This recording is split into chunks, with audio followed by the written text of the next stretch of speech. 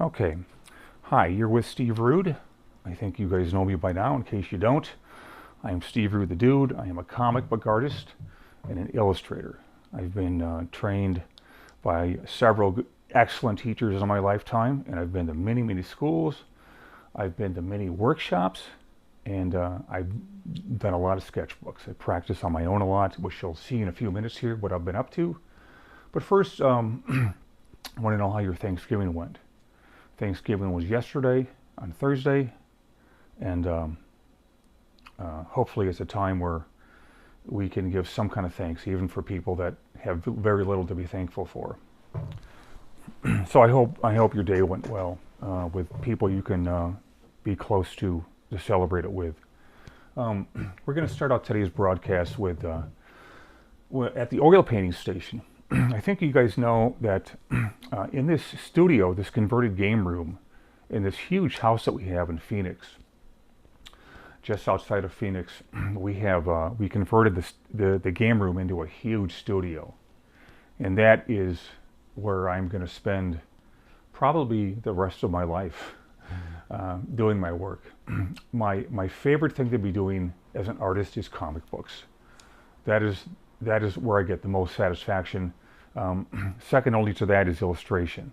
Illustration requires a lot of thought, a lot of work, a lot of perseverance, and a lot of just hanging in there. Some of the illustrations I work on involve multiple items, things, figures, items, elements, creatures, and of course people.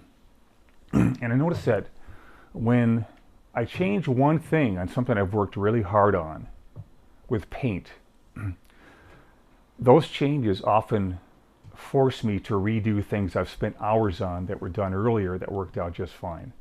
I think this is a plague of every illustrator who's ever picked up a brush. I think you also know that I do not work digitally. I never will. It's not my thing. It wasn't what I was trained with, and I just don't play in like machines.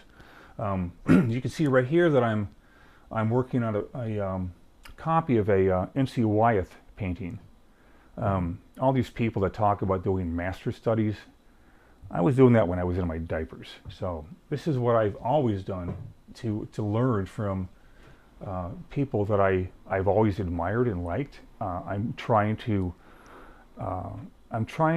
get a sense of what they've done and incorporate their sensibilities into my style, because these are the people that I call them my guiding lights. And because I like what they do, I want to bring a little bit of what they've done, what I like about them, into my own work. I think every artist does this, and if they don't, they should. These are the brushes that I mostly use right here. This is a big synthetic. It's a looks like a 3/4 inch brush, flat. This is a filbert, 3/4 inch again. And on occasion, when I have to really get in there for small things, I have to resort to the tiny brush. And if I get tired of brushes that are worn out, I don't sit there and collect them like a lot of guys as a status symbol of how cool you are. I just go like that. So let's move over here from the painting area to the drawing area. This is what I do, where I do all my drawing, and this is where I have probably the most fun. This is where all my comic book work is done. Let me show you a few things that I'm working on. I think you guys know that I'm a big sketchbook kind of a guy. This book right here is log 38. Log 38 is meaning very simply that I have 38 of these things right here. And all sorts of things go into here, not just art, but I've kind of done a kind of a wrap-up of the last year before I start a new book of everything that's gone on in my life, good and bad. It's all printed here as a reminder for myself in the here and now, for anyone else that may want to look at this book, and for posterity of all the things that were going on in my life. I think chronicling an artist's life is important. So if you're not a part of that kind of thinking and you think your life is of value, you should be doing this too. So I hope you do. This is a Gene Cornwell copy. If anyone who doesn't know who Dean Cornwell is, he's the Dean of Illustrators, rightfully so. And this is another one of my master copies of Dean Cornwell. I've been copying his work since I was about 2 feet tall. Obviously, I've grown a bit since then, so it's been a long time. What else do we have in there? What's recent that I've done? Some of you guys have seen these, and lo and behold, this is more Dean Cornwell right here. These are some pencil studies in charcoal. Cornwell always did these amazing, really tight value studies, pencil studies, tonal studies of what he was going to be painting before he painted. This guy was so into preliminary work, it was scary. And even copying his work, I can only come probably 1/5 close to the expertise that this guy had. This is something I filled in the meantime. It's a copy of another one of my favorite artists, John Gannum. And if we turn the page, you can see I'm always studying Kirby. You know, me being a comic book artist and Kirby being the greatest of all times. I took a drawing that Kirby did and kind of made it my own thing right there. So hopefully you guys can see that.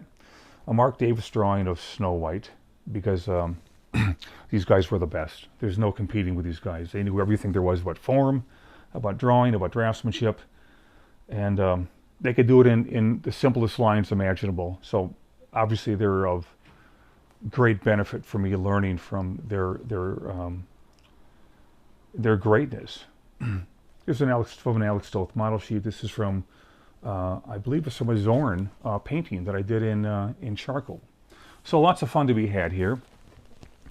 On the drawing board is another, I guess this is the month of master studies here. This is from his name was Joaquin Sorolla. He's a Spanish guy.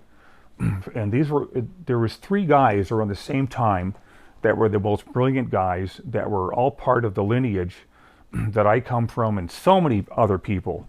They always cite the same 3 people. They cite Sargent, they cite Zorn, and they cite Sorolla.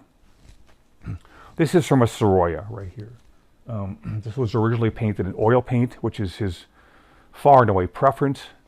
And I converted it into watercolor because I like the challenge of trying different mediums with these copies of these master artists. And watercolor is such an elusive medium that is so hard to do that how can you not want to try it just to improve your abilities with this very, very tough medium. So I spend so much of my time doing these kind of studies. One, because they're fun. Sometimes when I'm working on pieces that are just overbearingly difficult, you know, commissions, covers for different comic companies, or just private things that I'm doing for other people, I take a break and I work on these things because they're just plain fun. You know, the work is already done for you for the most part. And there's just that simple challenge of copying what you see. And I just really like that. So studies are a huge part of my life. They always have been. So let's move over here. I think we might want to check out the latest in the at the Doug Wildey animation board. I just got done doing this. This is Sunny Honey, who is, oh, here it is. Here's the reference I used right here. Can you guys see that? I see something that I like. I'm so burnt out on original poses that I've done out of my head that I'm now starting to clip out things that I'm using a reference for, which is always so much easier. If we can get a tight close up on this, we can see how I use the reference to do my version of it.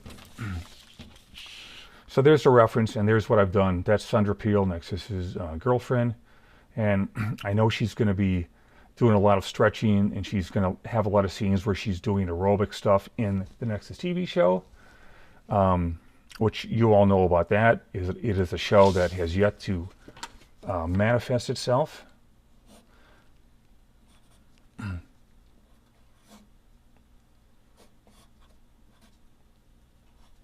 And fingers crossed, it will be an actual $1 million episode per show, actual reality someday. So we're always hoping for that. And you guys know that because I always bring it up all the time. So, oh, what else do I have here?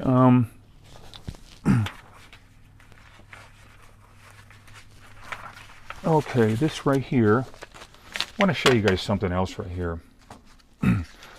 I came up with the idea of instead of just doing a single head or pose per sheet, I decided to do multiple heads per sheets. So whenever the occasion calls for different expressions of Nexus's head, well, here they are. And I've got tons of these things, different angles. Basically just different expressions and different angles of his head. When Nexus does smile on occasion, everyone's got to smile at some point.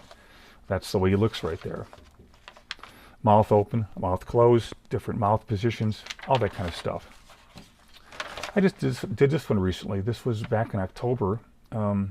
He's always blasting his fusion ray blasts. And this is called a trace back. And a trace back is done, only the torso is going to move. And it's an exact trace back of this pose right here, but it wobbles a little bit. And the trace backs are used to give it a little bit of life instead of being totally stationary and totally a held pose. So I did a trace back here. Sometimes there's up to three poses, individual poses here. I could use one more if I wanted to, that shows Nexus doing a little bit of vibration. So look at some of your old cartoons when they were done in the hand-drawn era, and you'll see that the little bit of wobble that was produced is done by what we call trace backs. Here's Nexus here, doing what he can to not get blasted too hard. Again, another trace back here. It's almost exact, but it's not quite, because when a human hand is involved in doing something, it's going to vary a little bit, and just enough to give it some life. So now that I've showed you what's been going on recently, and we've talked a little bit about all these things to be thankful for, why don't we go downstairs? I'm going to show you where the real behind-the-scenes work goes on in Rude Dude Productions. So let's follow me, okay?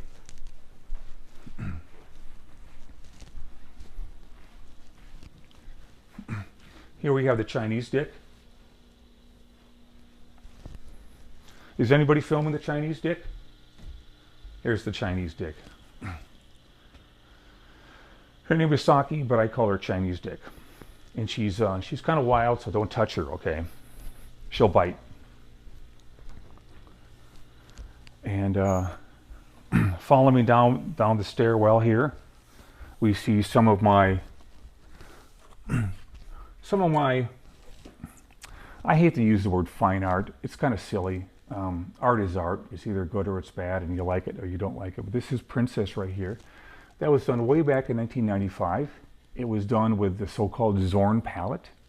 4 colors, black, white, and then yellow, red, and blue. All right, maybe that's 5. Here's Mr. Silly right here.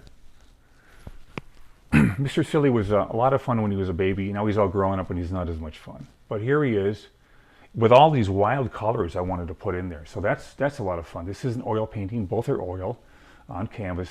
So there's some of that. I know you're going to want to see this right here. This is the dude many, many years ago. This is me in print. Now look at that face, Janelle. I always wanted to marry a blonde, and by God, I stuck it out and I finally found one. Blondes, to me, are angels. And Janelle is, if she's not an angel, I don't know what is. So that's us lying in the field. I told the photographer for these wedding shots here that I would not pose. I don't like posing. So I said, just bring your camera, and whenever we do something, get your finger ready, because I don't pose. This is something I really love doing right here. I call it Super's Toys, Jessica's Toys. My little girl is now less than little, but this is some of her toys that I set up as a still life. All good artists worth themselves are worth their training and do still lives like this, and it's a chance to really do fun. It's way different than some of the work I'm mostly known for. This one here, little things right here that go on in all houses. Mr. Silly, Super, and Crap Ram. Ram was my beloved beagle that I had for all these years. And lo and behold, we actually found another half beagle, because Ram was a half beagle, that we've had for 9 years now. Her name is Chloe, but I called her Flowhard. More work right here that we've done in the Scottsdale school that's kind of close to home. I don't go to the school anymore. They turned out to be very snobby people, so I dumped them. But that's the kind of stuff we did in the oil painting class. Let's move into the the workroom here. This is a converted garage. If you would have seen this a year ago, you would be freezing. It's no longer that. So let's move over here. Let's take a look at some of the things we have in the walls here. We have stuff, all these prints here. Somebody, thank God, Ellie here, organize all this stuff. She's an organizer. We have all these flat files. The posters are. We have tons of teams I've done over the years here. Looks like they're if we turn around, we have stacks and stacks of books that we keep. And right here, we've got more and more things that we build a do it empire with. We have stations where we have one for Sister and one for Janelli. So I think I'm going to tell you about some of the things we have on here for those of you with taste and of high interest. We have some things we're selling for Black Friday here. I'm told Black Friday is kind of a big deal for people. Take advantage of that, right? So anyone interested in this kind of stuff, the first thing we have is we call it Thune World Bundle, and it's for $105. Here's what you get. You get this ash can right here, which is a little more than an ash can. You get the other ash can, and then the other ash can. There's 3 of them we've done so far, and you get a couple prints that go along with it. That's number 1. So this is going for $45 here. Christmas card Santa. Actually, called for the other stuff. It's called great stuff. So I did this for them, and they also tattoos. You guys know how much. So this is some of the tattoos, the temporary ones that we have here. A bundle. Be handy this time of year. The Nexus Chronicle that I'm very proud of, that was published by John Flesky. Can I flip through it? If I can. It's good that off the air, because otherwise I simply wouldn't know how to practice things. This is the pencil/ink thing that's very popular today. When I was growing up, you never saw this kind of stuff, but it's very common. The pencil art, the ink art, and all things that you can see translated. All you can even see some red in color homes. Coquille. When does any better from the cell? So that is in here. You see how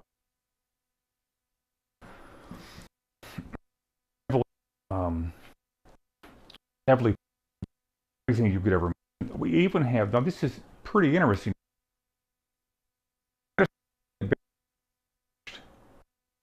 This, of course, could not afford some of the books.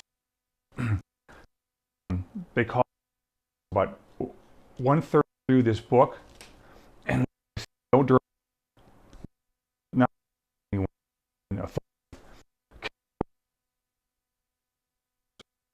This has never been seen before. Pencils are as tight as I've ever done. I'm trying to loosen up. These a little more fun. But the story, first and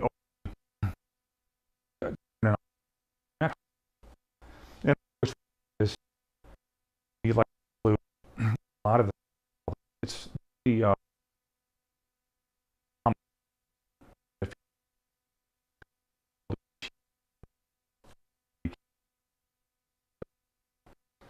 oh we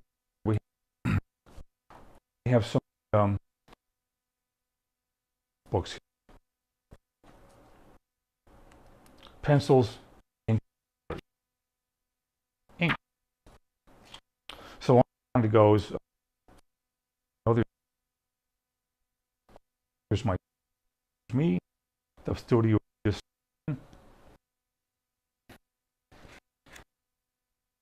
some how me and Baron fine art. This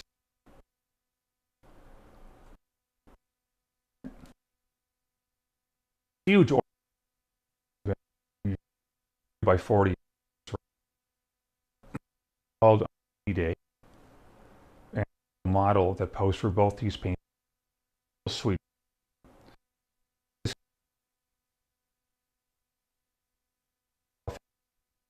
Bucket of fun. Style. That. What learn to use them anyway. Using a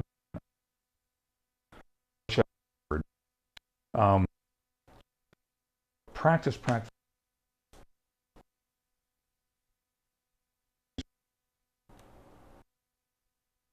Like this cartoon show, that never happened. Some that I. This is some the coming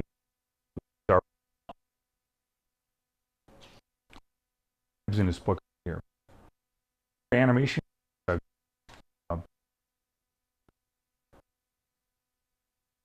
Finding them, folks. Mr. Sealy do super. Gino. Oh, there she. That's all part of this. We the break with things, so no. We have a great deal of respect for. That's why we. Is $100 here, so we're going to try to gouge you right here. These are and more Christmas cards. Obviously, we're going to charge this amount of money for. Two versions for mine. We have the paperback version published by Divorce, and we have the magnum opus that I call the cover, the page hard.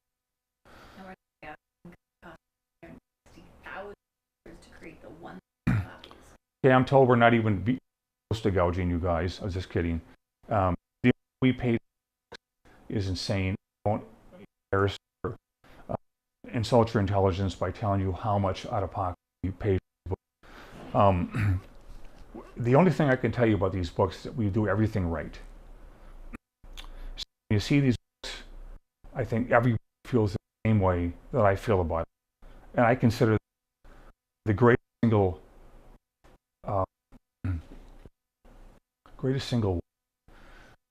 creme de la crowning achievement.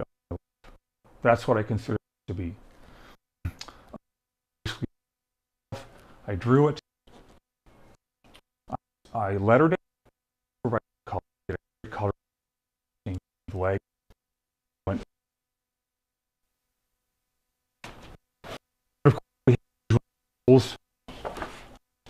guys how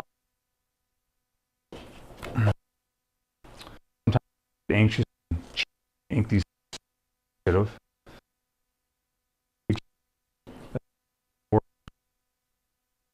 this coming up the for Thune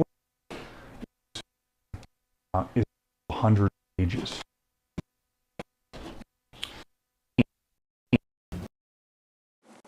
So when you come right down to it, all the stuff that you see in this book was under the two covers that make up this the coming of Gormondo, as we call it. Extras in the back. We have an artist named Bill Wisk contributing to a really funny backup strip that I think is really appropriate here after all the heavy-duty stuff with the first Nexus story. We just have so much good stuff going on here. I can't imagine how anyone cannot be tickled to death. We even have a lot of how-to sections. I think people are very interested in that. Guys that are up and coming and want to be illustrators, not with computers, but with the real thing. This is a book that might be of great interest to you. I'm writing by my partner Mike Barron, the creator of Nexus. And then from script to screen, storytelling. I guess that's my department now. Showing all my influences here. So, a letter column. You guys remember letter columns? There was once a time when we actually had those in comics. And we also have some really hot chicks that are reading the magazine to show you how important this thing is. It's really important. This is back when we were publishing it as a newspaper. This is the newspaper published in a different format. More letters, more comments, more comments about the industry and how we feel about it. And the final thing we have here is an ad for Thune World, the Battle for Thune World, which is, if you guys have been keeping in touch with the things I've been working on, this is a polar bear stuck in an ice cube in Antarctica. Here's the back page right here. So anyway, this is the artist edition, the deluxe 300-page art book of the Coming of Gormondo. Entirely done pretty much by myself. Next, you guys into World War II? Well, even if you aren't, we've got some posters right here featuring the big three from DC, which I often call hamburger, Coke, and fries. Because everybody wants to see them, and everybody eats those things. So there's Wonder Woman. There's Batman.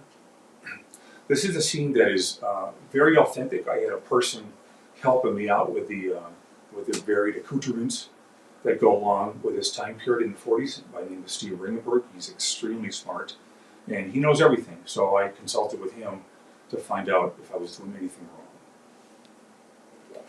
He approved, so I guess I'm doing everything right. This is my personal favorite right here, the one I like the best. Superman in World War II, which is the one he was created. So Tiff is out of authenticity. Hey, how can we go without that, right? Well, you're not going to be without that. So this is a $100 package. The last package here is sketchbooks. You guys big on these coin things? Well, apparently a lot of people are. It's got Nexus on it, and that's all part of the package. And it's basically a bunch of sketchbooks. It's a sketchbook set. We've got a whole bunch of them that we're including in this right here. And not to be outdone, we're going to include a bunch of prints on very high quality paper right here. Oops. We have the Nexus family portrait. We have Batman. Kind of a redo of something I did way back for the DC people back in the 80s. This one I really like right here. It's so colorful. It was done with watercolor and colored pencil, mostly watercolor, some opaque watercolor. This is Pat Savage, Doc Savage's sister. Looks like Janelli, so I had a great time doing that. Anyone recognize these two from Spider-Man? Of course you do. Mary Jane and Gwen Stacy. Had a blast working with this one too. Mostly watercolor again. You can never get too good at watercolor, folks. And again, the polar bear here. So, and this is the with the sketchbooks that you guys get here. You guys recognize him? Kirby character, really bad guy. His name is Darkseid. Don't call him Darkseid because that's the wrong pronunciation. His name is Darkseid. You get a free print with the stuff here. The purchase of any sketchbook. With any sketchbook, you get a print right here. Again, off-screen prompting that really helps me out when I forget things. So there you go, guys. This is the stuff we have for Black Friday. This is the work that supports us. And so when I'm up there doing my thing at the drawing board and having a really good time, this is stuff often, this is the main thrust of my life, the Gormondo books with Nexus. These are hardcovers. They're over 100 pages long, and I foresee doing these for the rest of my life. And things like this are based on commissions that I often get fans writing in and ask if I can do these things for them. And if I happen to like them, then I'm all for it. You see Carol Merrill here arranging this in proper order here. This is my life, guys, and it's going to be my life forever. And it's just plain fun. It's hard work, but it's everything that's fun involves some hard work. I guess that's it for now. Is there anything else we want to cover beyond this right here?